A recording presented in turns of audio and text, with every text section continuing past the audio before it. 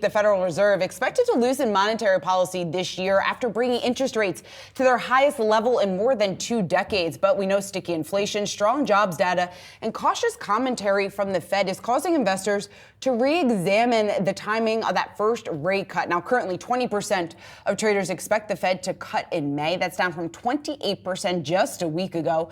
More data out this week is going to help guide the central bank's decision, including the Fed's preferred inflation gauge, PCE. That's out on Thursday.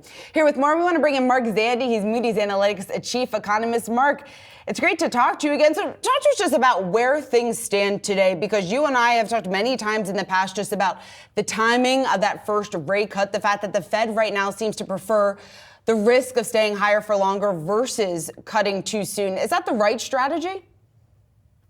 Well, if I were king for the day, Sean, I'd probably begin cutting rates sooner rather than later, because at the end of the day, the Federal Reserve has more or less hit its targets. It's dual mandate. It has two objectives. One is to achieve full employment.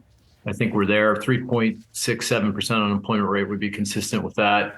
And on inflation, we're not quite at target, but within spitting distance. I mean, on a take the PCE number that you mentioned that's going to come out for the month of January in a few days. Even if it comes in strong as the consensus expects, up 0.4% on the month, on a 3-month basis, 6-month basis, 12-month basis, annualized, we're well into the twos. So we're within spitting distance of the Fed's 2% inflation target. And, I think that's close enough to begin to start cutting rates and not run the risk of pushing the economy into a ditch. And the economy's fine. It's resilient. But, there are some signs of stress, particularly in the labor market. And, growth is, a bit more pedestrian than I think the top line numbers suggest. So, and the financial system's under a lot of pressure given the inverted yield curve and a higher rate. So why take the chance when you're, so close to achieving your goals? But why is it that you think the Fed would not be satisfied, Mark, with a 2 handle on that number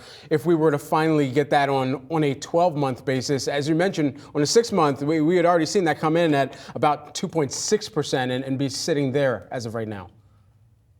Yeah, I think they want certainty. They want to be at target, which I find a little bit of a different message than they were sending us 3, 6, 9 months ago. They were saying, if we're headed towards target and all the trend lines look good and you can do a reasonably confident forecast that we're going to get back to target, that would be sufficient to have them start cutting rates. But now the bar is higher. It feels like it's higher.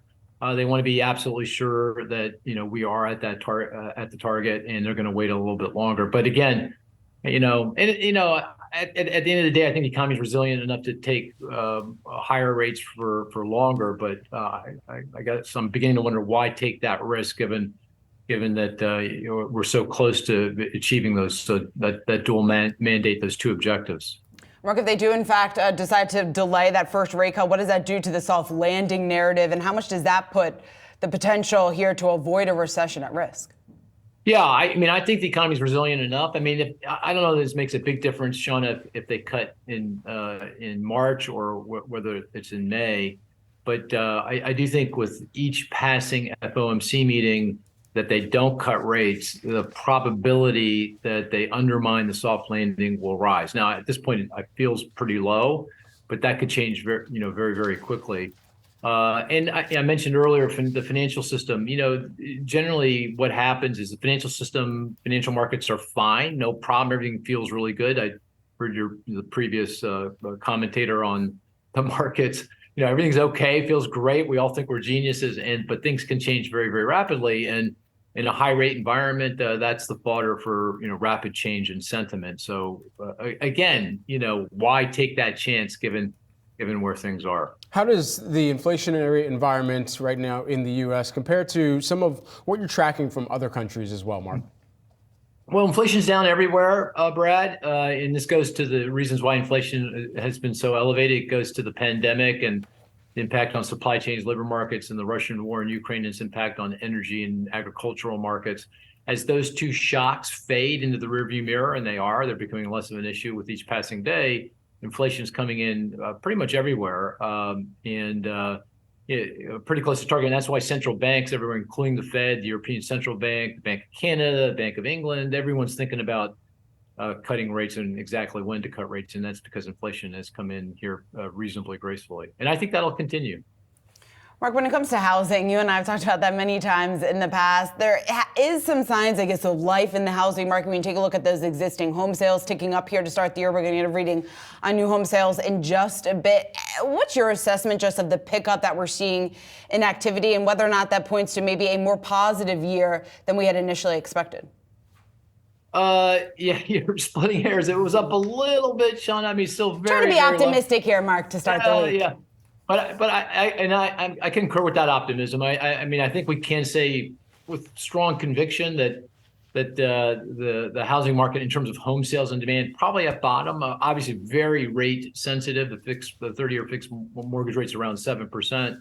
If it goes north of up here, then we got a problem. If it continues to move lower, towards 6, I think we'll be fine. And I think everything indicates that it's more likely we're going to go towards 6 by the end of the year than 8. So if that's the case, then yeah, I think we should start to see an improvement in home sales. But I think this is a process. I don't think this is going to be one day we wake up and the market's back. It's going to take a couple, 3 years because of that interest rate lock. You've got so many homeowners out there with mortgages at such low interest rates. I think the average coupon on an existing mortgage is at 3.5%. So 3.5% compared to 7, the economics don't work. So it's going to take a while to get home sales back up to something I think folks feel comfortable with. But we're heading that direction. I will say we'll get there a lot faster if people start cutting prices. I mean, if you look at new home sales, they're actually pretty good. They're 750. We'll get another read on that today, but they're hanging around where you'd expect them in the long run, and that's because home builders.